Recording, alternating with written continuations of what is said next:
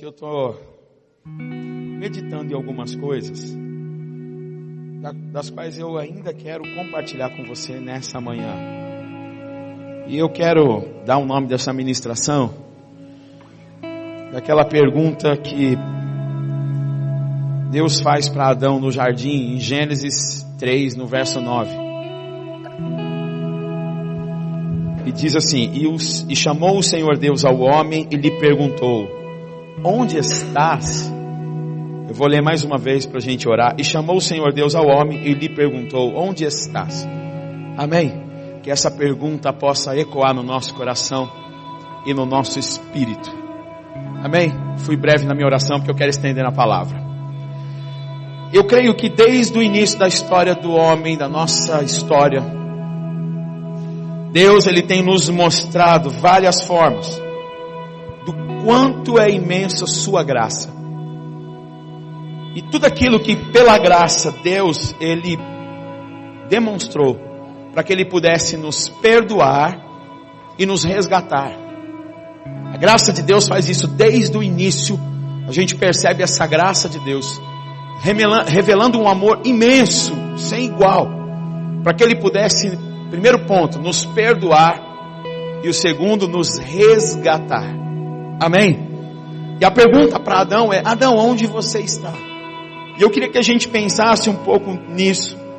Nós vamos perceber ainda em Gênesis 3, se você tiver com ele aberto. Você vai perceber, eu quero citar talvez algumas coisas que nós vamos verificar sobre o nosso Deus Pai, Jesus, o Filho de Deus, o Espírito Santo, trabalhando para que o nosso perdão fosse a ponte do nosso resgate. A palavra fala no verso 21, depois de Adão ter pecado, fez o Senhor Deus vestimenta ou vestes de peles para Adão e sua mulher e os vestiu. Deus fez vestes do que para Adão e para a esposa dele? De pele. Perceba que aqui é uma passagem não tão explícita, está implícito no texto, de que houve uma morte de um cordeiro. Para que a pele de um animal pudesse cobrir o homem, teve que haver a morte de um animal. E esse é o plano de Deus, sobre o plano substitutivo de Jesus, como o cordeiro que levou o pecado do mundo. Esse era o plano de Deus. O cordeiro iria cobrir o pecado do homem. Foi assim que Deus fez. Lá em Gênesis, no capítulo 3, no verso 21. Nós vamos para outro texto que fala no livro de Mateus, no capítulo 1 e no verso 21, de que o anjo chegou para Maria e falou: olha, o Espírito Santo virá. Ele, é ele quem vai colocar o filho, é ele quem vai fazer a obra do Filho de Deus estar em você, porque Maria não havia tido relações sexuais com José. E falou: e você colocará o nome dele de Jesus, porque ele livrará ou salvará, em algumas traduções, o seu povo do quê? Dos seus pecados. Mateus 1, 21. Também diz em Mateus no capítulo 16, em João, no capítulo 16 e no verso 8.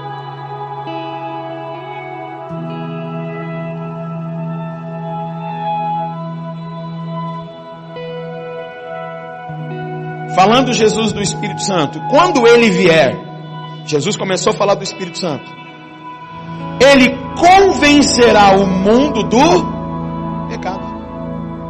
Fala da justiça e do juízo. Mas veja bem, nós vemos Deus Pai no início cobrindo o homem por conta do seu pecado. Ali é a primeira alusão a um pecado. Nós vemos a primeira menção de Jesus. O anjo fala para Maria de Jesus, na questão da sua concepção e o início da sua obra terrena, de que ele tem um propósito de nos livrar do nosso pecado. E nós vemos a primeira menção de Jesus fazendo alusão à dispensação e obra do Espírito Santo, de que ele viria para fazer uma coisa: nos livrar do pecado. Uau, isso é tremendo, isso é maravilhoso. E a gente vai perceber qual é o motivo pelo qual ele fez isso. Por que que Jesus, por que que Deus Pai, por que que o Filho, Deus Espírito Santo, eles têm essa obra redentora de perdão, de demonstração de graça e de resgate? Porque em Isaías, o profeta messiânico, vai dizendo no capítulo 59, a partir do verso 1, que ele fala: Deus não está com as mãos encolhidas ou para trás, para que ele não possa abençoar. Também não está os seus ouvidos tapados, para que ele não possa ouvir a nossa oração. Mas ele fala: vós e os vossos pecados ou iniquidades, fala: vós e as vossas iniquidades fazem separação entre vós e o vosso Deus, e os vossos pecados têm coberto o rosto dele, para que ele não possa ouvir. Engraçado, mas a gente percebe que qual que fica pra gente agora óbvio o porquê que Deus tem a sua obra redentora, de perdão, de resgate, demonstrando a graça, porque os nossos pecados nos separam dele. Os nossos pecados nos distanciam. Adão, aonde você está? Quando essa pergunta vem? Após o pecado. É nítido isso, nós vamos perceber isso. Quando há um pecado, há um distanciamento. E esse distanciamento foi quebrado pelo Pai, pelo seu plano. Foi quebrado por Jesus o Filho, pelo seu plano. Foi quebrado pelo Espírito Santo. Então a gente conhece a história da queda de Adão. Você fala: puxa, então o pecado me traz consequências ruins. Vamos falar de outra história? Conhecemos biblicamente a história do povo de Juízes. E toda vez que o povo de Juízes pecava, havia consequências. Então a gente conhece a história da Arca de Noé, que aqueles que andavam em pecado ficaram para fora da salvação e do resgate. Consequência. Então nós vamos ver aquela passagem do deserto, que a própria terra engoliu alguns homens com pecado. E aí nós vamos ver a outra história, tentando para o Salmo, sobre o caminho do ímpio, o caminho do justo, e as suas consequências. Nós vamos atentar também para o triste fim de Judas. Vamos então saber como Paulo, se você escrever, você fala, são várias histórias e consequências de pecado na Bíblia. Eu estou citando algumas. 1 Timóteo 1:20, o apóstolo Paulo fala de um homem chamado Alexandre, chamado latoeiro, e ele fala assim: olha, a esse aí eu entreguei a sua alma a Satanás, para que ele aprendesse a não blasfemar. Você fala: cara, é muito duro isso. A consequência do erro é terrível. Nós somos realmente entregues a Satanás, porque é o pecado. O pecado nos faz com que estejamos próximos de alguém. A falta dele também. Isso é nítido. E a gente vai perceber, então, entre outros textos que se referem a pecado e consequência, sabe o que a gente começa a fazer? Nós começamos então uma jornada de nos desvencilharmos do pecado, para que a gente possa andar em santidade e então nos achegar ao Pai. Infelizmente, querido, ou basicamente, essa foi a história de Israel por muito tempo.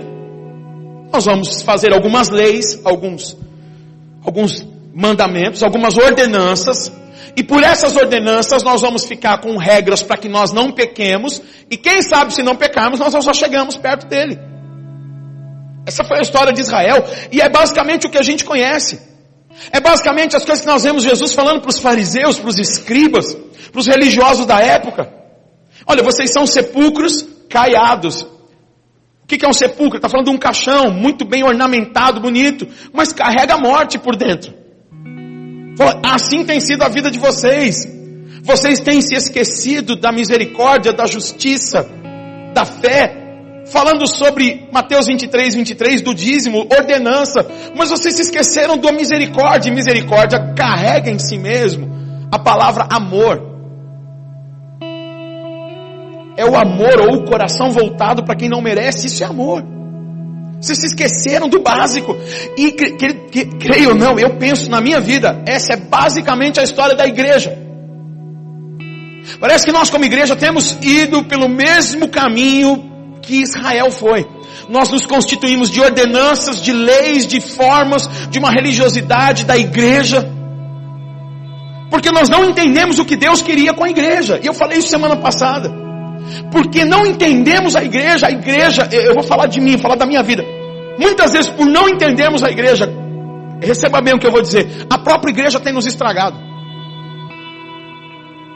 Pastor, está mandando a gente embora? Não, eu quero dizer que a gente precisa ouvir e discernir o coração de Deus para aquilo que Ele quer para nós como igreja, porque senão nós vamos continuar andando em leis e ordenanças, em mandamentos, coisas frias, rituais. Eu vou chegar para um culto que é somente 2 horas e não é a expressão da minha semana cultual como oferta. Nós chegamos para uma ordenança, porque nós precisamos estar aqui. Eu sou diácono, eu sou líder, eu sou obreiro, eu sou alguém que eu preciso estar. E não é isso, é o meu desejo de estar. É que quando se reúnem 2 ou 3, Ele está. Essa é a questão. É quando Ele diz que vai estar num lugar, é o lugar que eu preciso estar. E Ele disse, lá em Apocalipse, a palavra fala que Ele passeava no meio das 7 igrejas. Não é um lugar para rituais. Não estamos aqui para fazer algumas coisas que, bom, agora nós fazemos isso, agora depois fazemos aquilo, depois fazemos aquilo. E aí no final a gente, né? Olha, Deus abençoe tua semana, dá um abraço em 2, 3, 5, 10 irmãos e vai embora. Posso dizer, vou falar de novo de mim, que vocês são uma bênção. Às vezes nós vivemos na igreja buscando uma aprovação pessoal. Uma aceitação que já temos nele, independente do que fizermos. Nós já somos amados e aceitos. Só que parece que nós estamos dentro da igreja em busca de um desempenho que torne-nos importante frente a um grupo que deve aprovar ou não, sabe? A plaquinha 10, 1. Gostei do que você falou, muito bom louvor. E Deus fala, porque eu não ouvi nada, porque não foi de coração. Parece que nós não estamos entendendo. O profeta Isaías disse isso. Esse povo me louva com os lábios, mas o coração está longe. Nós já entendemos algumas coisas e parece que nós temos repetido a história básica de Israel como igreja, que nós somos a Israel de Deus como igreja. Nós temos repetido alguns rituais que parece nos aprovar. Parece que é a base do evangelho, e está ótimo, está bom. Sendo dessa forma, tá bom, não importa que eu estou sendo aprovado.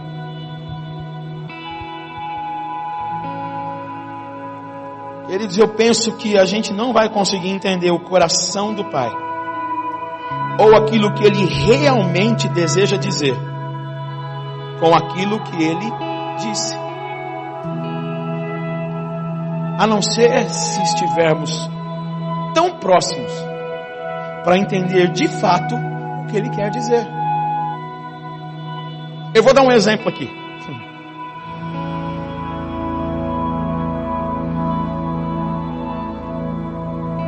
A palavra fala em Mateus, no capítulo 5 e verso 38. Jesus estava citando a Escritura. Ele disse, não ouviste o que foi dito?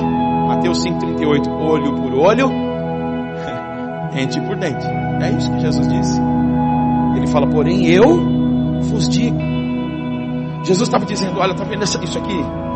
Ele está falando, eu vou tentar traduzir o coração do Pai para vocês. Essa aqui é a lei da semeadura. Se agirmos ferindo com ferro, ele disse isso lá no final da vida dele para Pedro. Olho por olho e dente por Pedro. Jesus não disse de certa forma, ó, vamos anular o que foi dito. Não. Ouviste o que foi dito? Olho por olho, dente por dente. Pedro, se você ferir a espada, você vai ser ferido com espada. Porque a lei é boa. A lei, disse João, que é perfeita. Mas se nós não entendermos a lei pelo Espírito, nós ficaremos na palavra que diz que a letra mata. Mas quem vivifica? O Espírito que me aproxima do coração do Pai. Essa é a questão. Ele continua dizendo.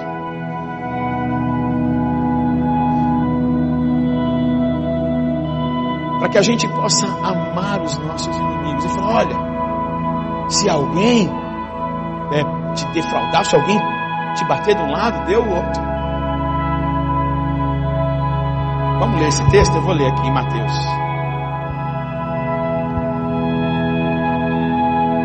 Mateus 5, 38. Ouviste o que foi dito? Olho por olho, dente por dente. Eu, porém, vos digo, não resistais ao perverso, mas a qualquer que te ferir na face direita, volta-lhe também a outra. E a qualquer que demandar contigo e quiser tirar a sua túnica, Não deixa só a túnica, dá também a capa. E se alguém te obrigar a andar 1 milha, vai com ele 2. Jesus disse de um ponto bíblico, era lei. A lei dizia isso, livro de Levítico. Olho por olho, dente por dente. Depois ele vai para uma ordenança que os fariseus haviam criado. Ele vai para uma ordenança, que os romanos haviam criado. E que ordenança era essa? Que qualquer soldado que viesse de guerra, cheio de tralhas, armas, qualquer coisa, e chegasse para um judeu e falasse, você tem que carregar tudo 1 milha. O judeu ficava maluco da vida. Falou, esses romanos são raça de desgraçado. Eles vêm de guerra e tem que fazer com que a gente ande. Jesus falou, você está certo, não anda 1 milha não, anda 2. Anda 2, não anda uma só, uma é pouco. E olha o que ele fala, dá a quem te pede, e não volte as costas ao que deseja que lhe emprestes. Verso 43 e 44, nós vamos terminar esse texto. Ouviste o que foi dito? Ele está citando a escritura.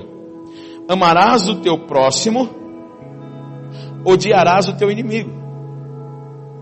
Eu, porém, vos digo, amai os vossos inimigos e orai por aqueles que vos perseguem. Esse Jesus, ele estava tão próximo do Pai, que ele dizia isso. Livro de João 5, João 6. Eu só tenho dito o que tenho ouvido do meu Pai. Eu só tenho feito aquilo que tenho visto o meu Pai fazer. Ele estava tão próximo que ele podia revelar com mais clareza aquilo que lhe era revelado. Eu vou dar um exemplo aqui, isso aqui quase não acontece.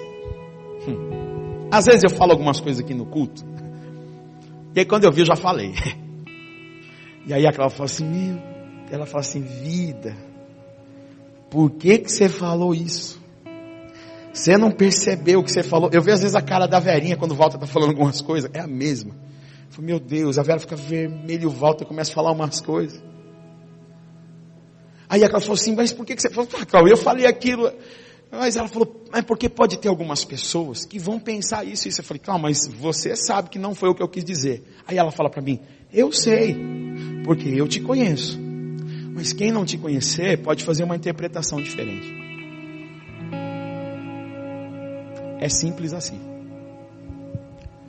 Quando nós não conhecemos o coração de Deus, nós fazemos uma interpretação diferente do que Ele tem dito. Ele quis dizer algo que nós não entendemos porque nós não estávamos próximos. Quando você conhece alguém de fato, quando você conhece alguém por intimidade e proximidade, você sabe o que aquela pessoa quis dizer. Até mesmo com aquilo que ela não quis. E às vezes nem disse, só com um olhar. Só um olhar. Quando você é íntimo de alguém, um olhar diz tudo. Vamos falar dos pais para os filhos? Eu me lembro de alguns chegar um testemunho e falar para mim, Betão, meu pai só o jeito que ele me olhava eu parava na hora.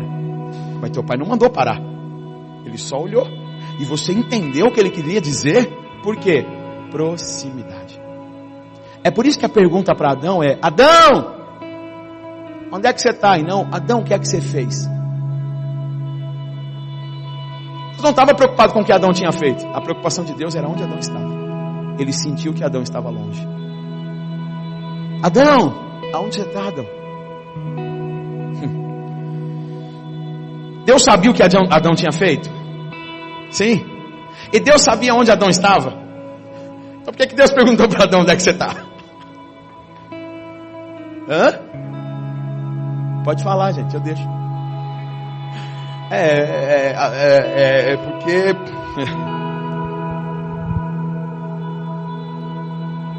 Deus fala para Adão, onde é que você está? Para mostrar para Adão que ele não tinha percebido o quanto ele estava distante.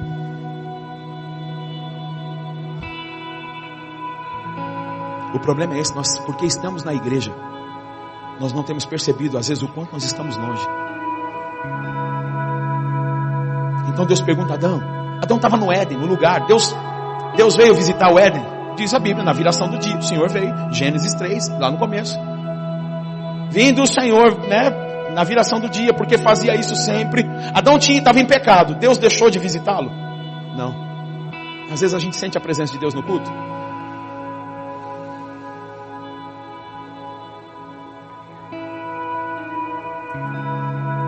Sabe por quê, querido? Porque Deus não está importando com o que a gente faz, e sim com a nossa proximidade. Às vezes nós estamos dentro da igreja e tão religiosos que a gente acha que a gente está perto. Às vezes a gente está, não, eu estou fazendo a coisa certa. Quer ver? Mateus capítulo 19, verso 16 ao 22. Jesus chega, um jovem rico chega para ele e fala: Senhor, tudo bem? Estão aqui. Sou alguém que eu gostaria muito de ouvir. Como é que eu posso herdar a vida eterna? Jesus fala: você tem feito os mandamentos?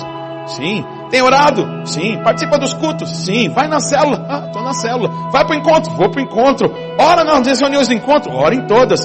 Você é dizimista? Dizimista. Primicista? Primicista. E aí vai. Essa foi forte. Todas essas coisas tenho feito. Inclusive honro meu pai e minha mãe. Não participo de mentira. O Senhor falou, a Bíblia diz em outras passagens, conhecendo Jesus, o coração dos homens, Jesus sabia do coração daquele jovem e ele estava falando a verdade. Diz a Bíblia que Jesus olhou para ele e o amou. Uau, mas Jesus não ama todo mundo? Parece que tem algumas coisas que atraem mais o coração dele, né? Ele falou, esse moço tem tudo para ser perfeito. Jesus falou para ele, quer ser perfeito? Quer viver aquilo que Deus, o Pai, sonhou para você? Vende tudo, dá aos pobres, e você terá um tesouro no céu, e depois segue-me.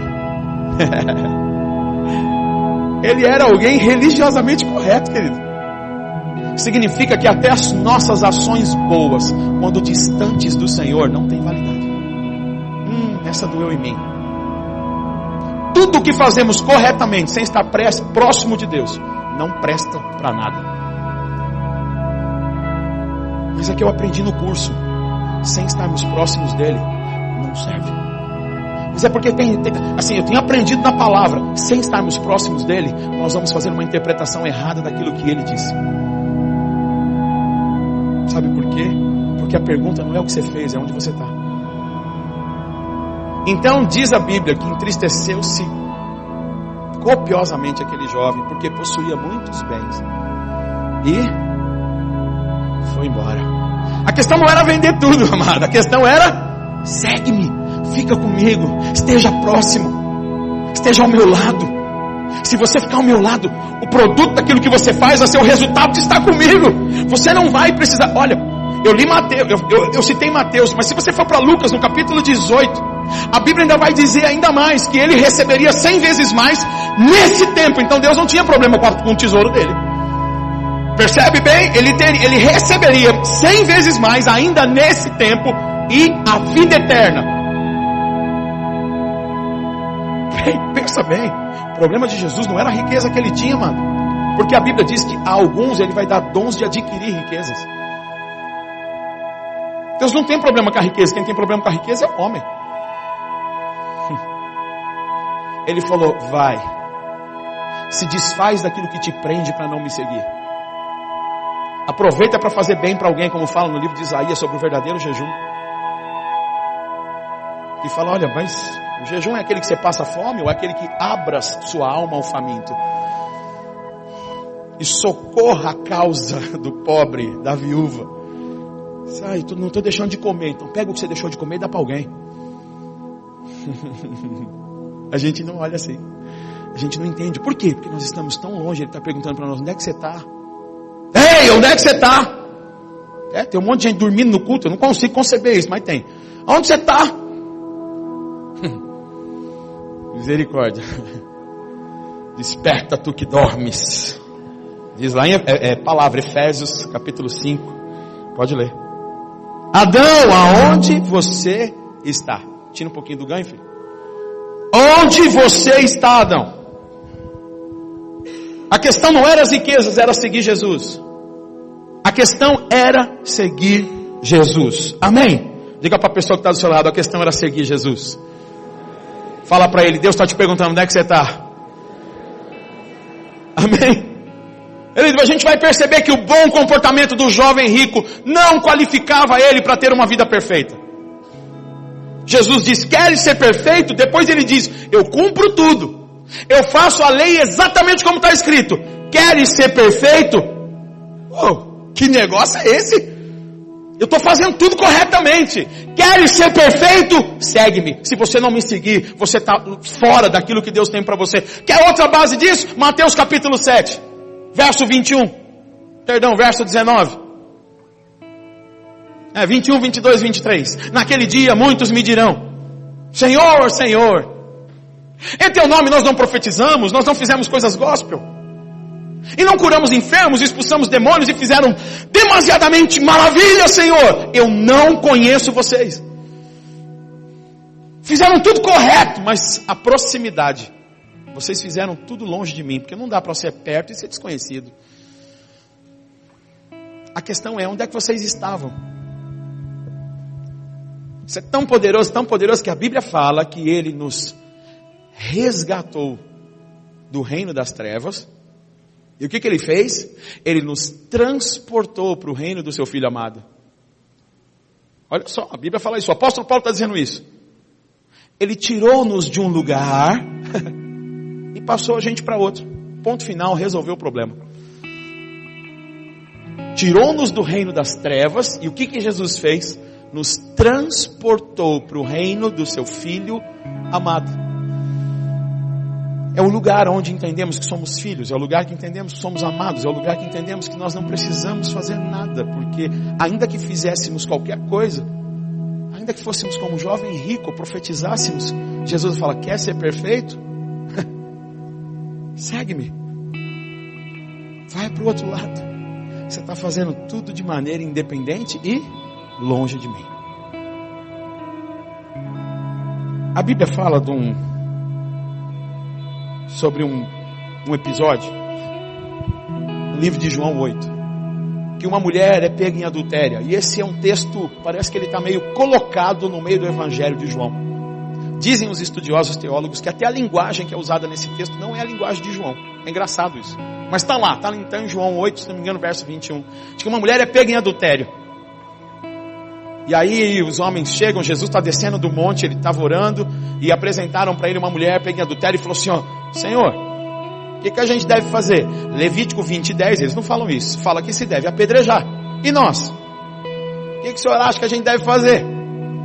Jesus, sabendo que era uma pegadinha, fica quieto e começa a escrever no chão. Diz que colocaram aquela mulher em pé, e Jesus agacha e está escrevendo no chão. Eu sempre creio que essa é uma revelação de que Jesus queria olhar no olho dela, para dizer aquilo que ela precisava entender, para dizer aquilo que ela precisava receber. Então ela está em pé, e eu acredito que ela não estava em pé assim. Ela estava em pé de cabeça baixa. Jesus fala, eu só posso alcançar a visão dela. Essa é a minha interpretação, irmão. Quando você tiver com o microfone, dá a tua, beleza? Vamos lá. Jesus está lá assim, ó, no chão escrevendo, agachado.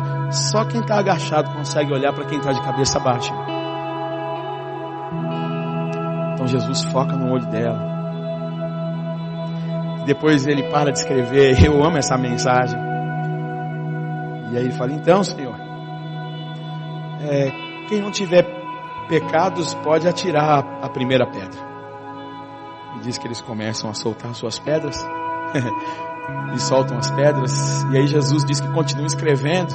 E diz a Bíblia, levantando Jesus a cabeça, viu que os acusadores haviam ido embora, desde os mais jovens até os velhos.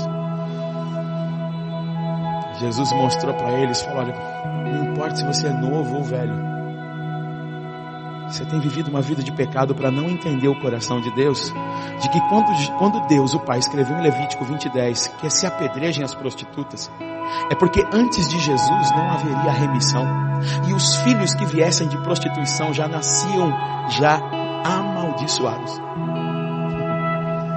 É conhecer demais o coração de um pai amoroso. É como se um pai, Deus, falasse, eu não suporto ver filhos nascendo debaixo de maldição. Até que Jesus venha para resgatar isso na cruz, nós precisamos cortar isso pela raiz, para que seja uma ação em que as pessoas percebam, falam, o coração de Deus se preocupa com cada pessoa.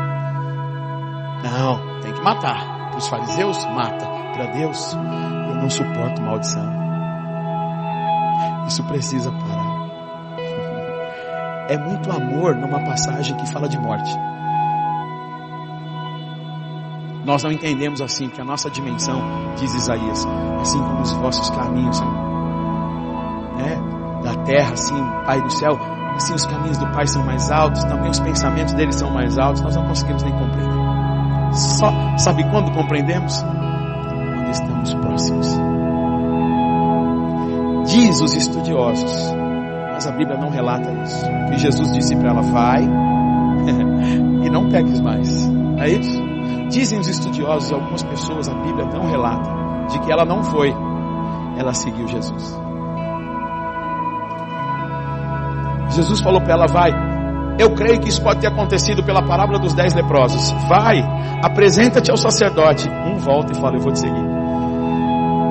Eu vou te seguir para sempre.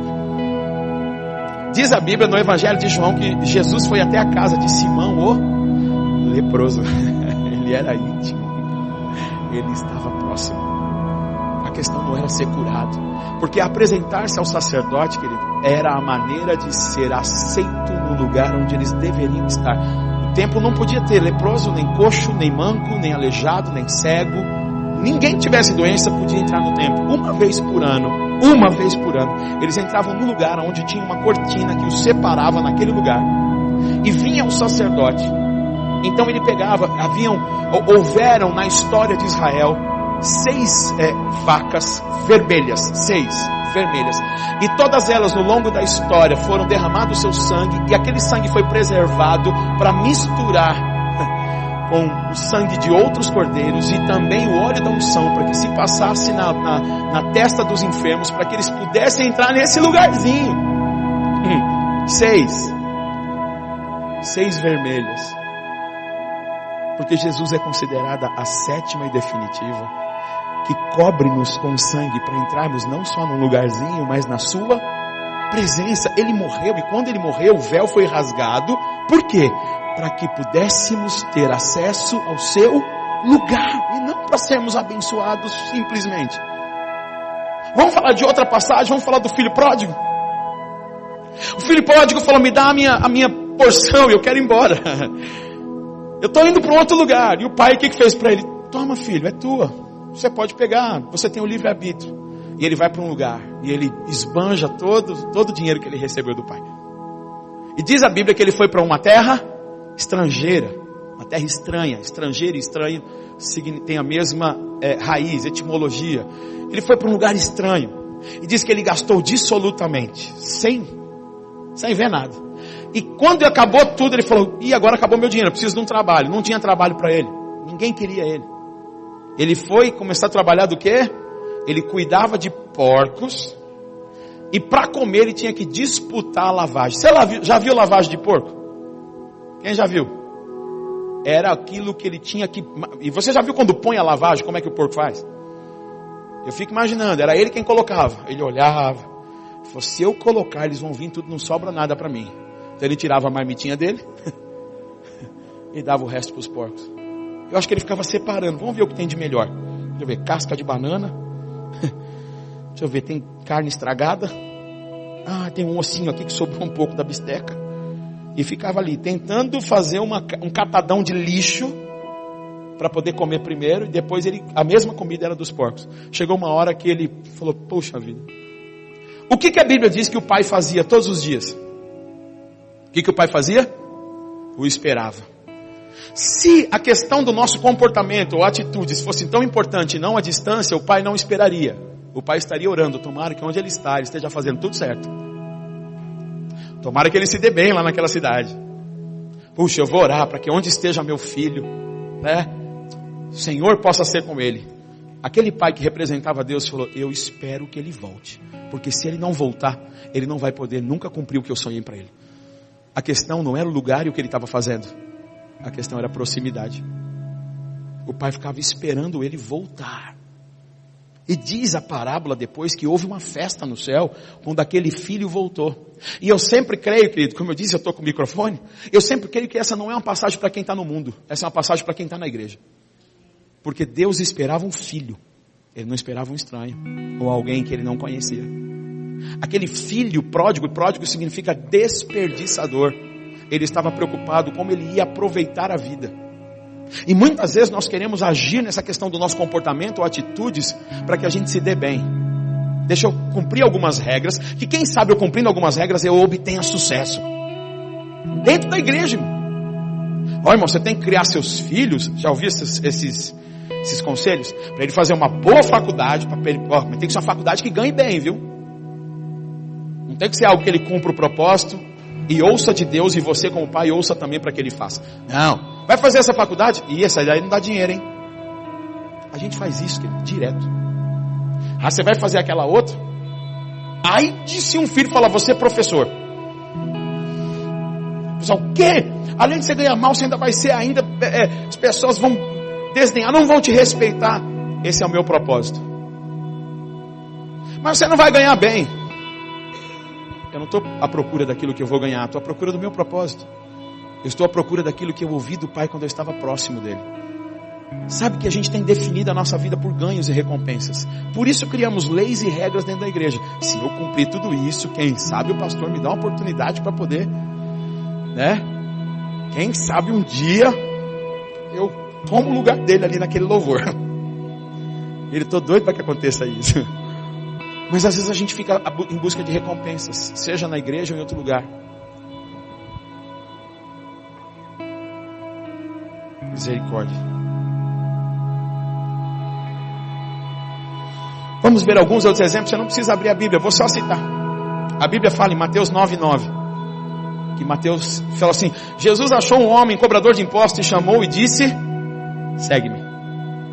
Em Marcos 2, no capítulo 2, verso 14, ele encontrou Levi e falou: segue-me.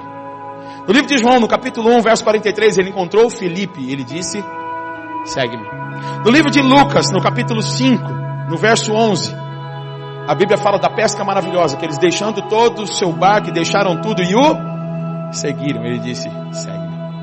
No livro de Lucas, no capítulo 6, verso 13, ele diz que orou o Senhor e escolheu os seus 12 discípulos e os chamou para si. Ele não chamou para fazer algumas coisas, chamou para ele.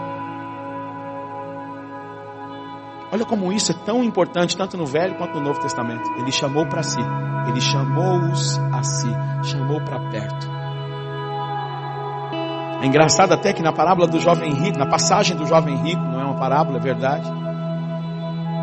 Pedro é o que vai perguntar, falou: Senhor, e nós que largamos tudo por amor de ti? Ele falou: Pedro, fica tranquilo, que você sabe o que vocês vão receber. Eu fiquei assim pensando na alegria de Pedro. Haverá 12 tronos, Pedro, e vocês vão assentar comigo nos 12 tronos para julgar todas as 12 tribos de Israel. Uau! Pedro falou: é assim, eu vou ficar perto do Senhor sempre. Tanto que em João 6, verso 66, o versículo 666, João 6,66 diz que já não andavam mais com ele, muitos dos seus discípulos foram embora. Distância. Foram embora. João 6,66. Distância. Eles foram embora. E aí Jesus olhou para os discípulos e falou: vocês querem ir também? Porque eles estão indo. E o que Pedro responde para Jesus? Senhor, para quem eu irei? Eu preciso ficar perto do Senhor. Para quem eu irei se só o Senhor tem palavras que geram eternidade na minha vida? Eu estar perto de você gera eternidade em mim. A questão era a distância, e Pedro captou bem. A gente vai perceber isso. Engraçado que em Mateus 7, a suposta reclamação de Jesus, dizendo: eu não vos conheço, apartai-vos de mim, vós que praticais a iniquidade. Essa suposta reclamação de Jesus é na verdade a distância deles no sentido de relacionamento. E na demonstração de que uma coisa não está diretamente ligada com a outra, senão na questão da ordem das coisas. Eu faço e me aproximo. Não, eu me aproximo e faço. Diga para você: eu me aproximo e faço. Diga de novo para você: eu me aproximo e faço. Entendeu? Aqueles homens, porque eles tinham feito, queriam se aproximar. Senhor, Senhor. Jesus, naquele dia, Jesus falou, não conheço vocês. Mas aqueles que se aproximaram,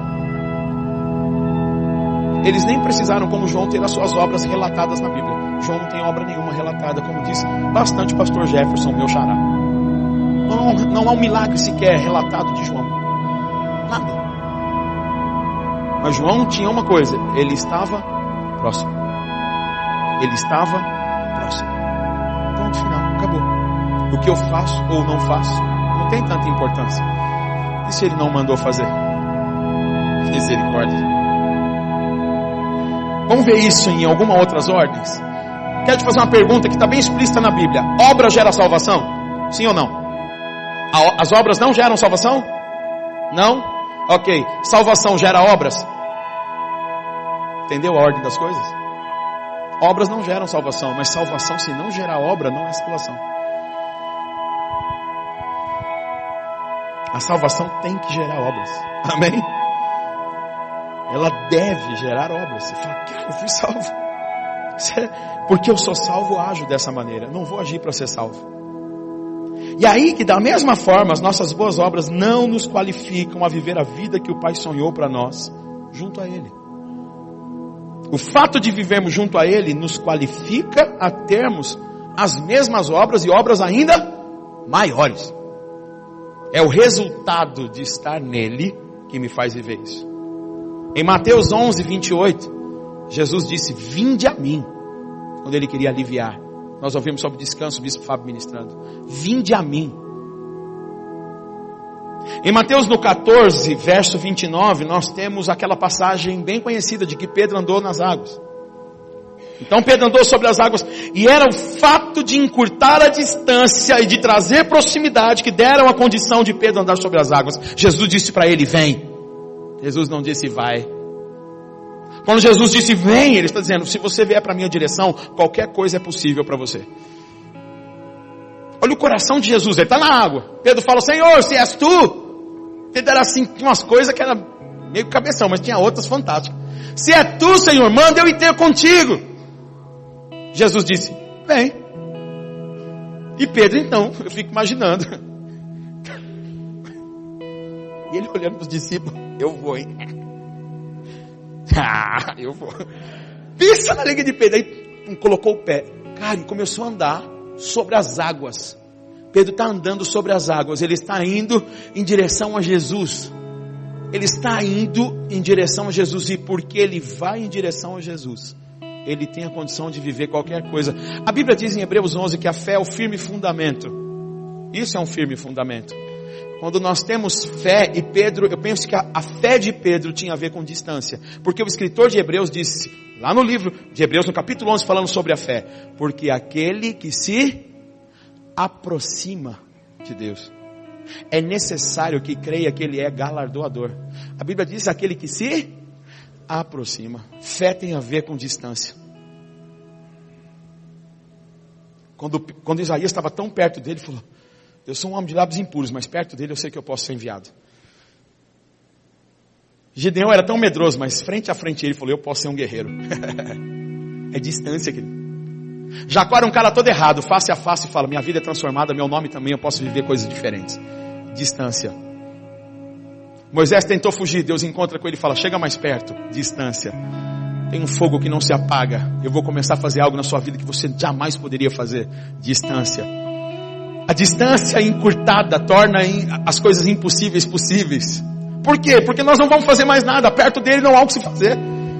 Perto dele não há forças. Nós perdemos força. Perto dele nós só cremos que tudo podemos porque estamos perto dele.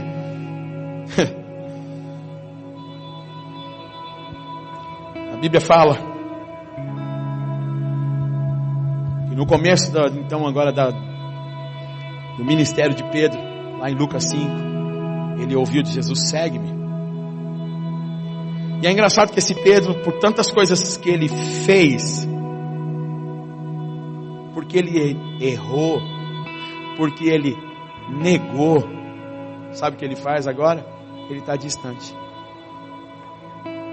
Ele voltou a pescar. Ele deixou de fazer as coisas que ele deveria fazer. Por quê? Porque Pedro está baseado no comportamento. Pedro está igual a Adão. Eu errei, preciso me esconder. Bom, já que eu pequei, eu preciso. A sua natureza judaica, sua natureza do povo zelote, de levar na força, fala, eu sou alguém que eu não posso errar. Ainda que todos te negarem, eu não te negarei. Está baseado naquilo que ele pode fazer. Está baseado nas suas obras e não na proximidade. E João não fala nada. Mas no último capítulo do livro de João, no capítulo 21, no verso 22, Pedro ouve a mesma coisa que ele ouviu no começo. Eles estão falando de João e fala, que te importa que se eu quero que esse viva mais do que os outros? Você faz uma coisa, ô Pedro, segue-me. Jesus estava sendo arrebatado, como é que ele fala isso? Jesus ascendeu aos céus, falou, você Pedro, você precisa de uma coisa, segue-me. Fica colado em mim, Pedro. Eu te chamei desse jeito, você largou tudo e agora você voltou para o barco. Larga o barco de novo e me segue. Para de ficar baseado nas suas obras, porque você não vai conseguir acertar suas obras se você não estiver do meu lado. Você não vai conseguir ter uma vida perfeita vivendo religiosamente certo dentro da igreja, Pedro. Você pode tentar cumprir tudo como jovem rico. Faz uma coisa, Pedro, segue-me.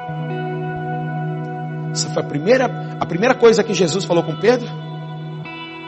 Essa foi a última coisa que Jesus falou com Pedro. E eu penso que nessa manhã talvez nós estamos precisando ouvir de novo aquilo que ouvimos lá atrás. Segue-me. E a gente deixou de seguir por obras. Nós deixamos de seguir. Será que nós não estamos como Pedro, precisando ouvir isso novamente? Esse é o ano da graça, querido. E nós vamos entender que junto a Ele, as obras são um resultado e não o esforço humano para que a gente seja aceito e tenha uma vida perfeita. Amém? Eu quero orar com você para que a gente possa entender qual é o lugar que a gente está. Adão, aonde você está? Adão, Deus não está perguntando, Adão, o que é que você fez? Deus não vai perguntar o que você fez, porque Ele sabe o que você fez. Nessa manhã Ele está perguntando para você, aonde você está? Se você fala, eu estou encharcado em pecado, como foi com aquela mulher, em João 8, Ele fala, aonde estão os teus acusadores? Eu já te perdoei. Ou talvez você está como jovem rico, fala, eu tenho feito tudo certo, eu tenho me esforçado para fazer certo. Ele fala, segue-me. Ou talvez a gente está como Pedro, seguimos ele com o coração queimando, mas daqui a pouco, por conta das nossas ações e erros, por se distanciar. A Bíblia diz que no momento que Jesus foi preso, Pedro seguia-o de longe. Guarde isso. Seguir de longe, muitas vezes, guarda isso, segui-lo de longe, muitas vezes, nos faz não perceber o quão vulneráveis nós estamos para negá-lo. Eu vou repetir isso. Segui-lo de longe é perigoso e muitas vezes não nos deixa perceber o quão fracos e vulneráveis nós estamos para negá-lo. E a gente pensa, não, tá bom, eu não estou seguindo o mundo, estou seguindo Jesus, mas estou de longe. Isso é tão poderoso que quando Jesus falou assim, aquele que quer vir após mim, você quer me seguir? Quer vir após mim? Toma a sua cruz e... Não adianta só tomar a cruz. Não, já tomei minha cruz, ó. Já deixei de fazer isso, deixei de fazer aquilo, deixei de fazer aquilo outro, deixei de falar aquilo, deixei de pensar aquilo, eu deixei de fazer aquela coisa errada. Jesus falou, tá, você deixou tudo isso? Agora me segue. Agora não é hora de deixar de fazer as coisas erradas, é hora de fazer as coisas que eu sonhei para você. É hora de fazer as obras de acordo com aquilo que eu, como teu rei, como a quem te influencia, como alguém que é teu governo, como alguém que é o teu Senhor, como nós cantamos, como alguém que é o meu dono, como alguém que está como cabeça sobre a minha vida, me direcionando. Isso é ter uma vida perfeita.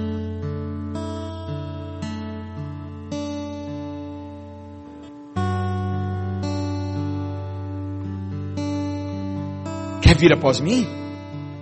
Tome a sua cruz e segue-me. Você já morreu? Agora está na hora de ressuscitar. Só morrer não serve. Ah, mas eu morri para o mundo, tá? E não ressuscitou com Cristo. Porque ressuscitar com Cristo, falou, estou andando junto com Ele. Ele é a própria vida. Sem Ele não há vida. E fora dele não há vida. Porque Ele é o caminho, a verdade e a vida. Esse é o ponto. Ele é o caminho, eu preciso andar. Eu preciso segui-lo. Ele é o caminho. Dentro desse caminho eu vou perceber a verdade de quem eu sou, de quão eu preciso dele, para que eu possa receber vida. Ele é o caminho, a verdade e a vida. Se Ele não fosse o caminho, não precisaríamos segui-lo. Mas Ele disse, eu sou o caminho, anda em mim. Não é um caminho simplesmente qualquer. Quando andamos nele, estamos no caminho. Adão, onde você está? Deus não está preocupado com o que você fez. Nessa manhã Ele está perguntando para você onde você está. E Ele quer atrair o seu coração para a presença dEle.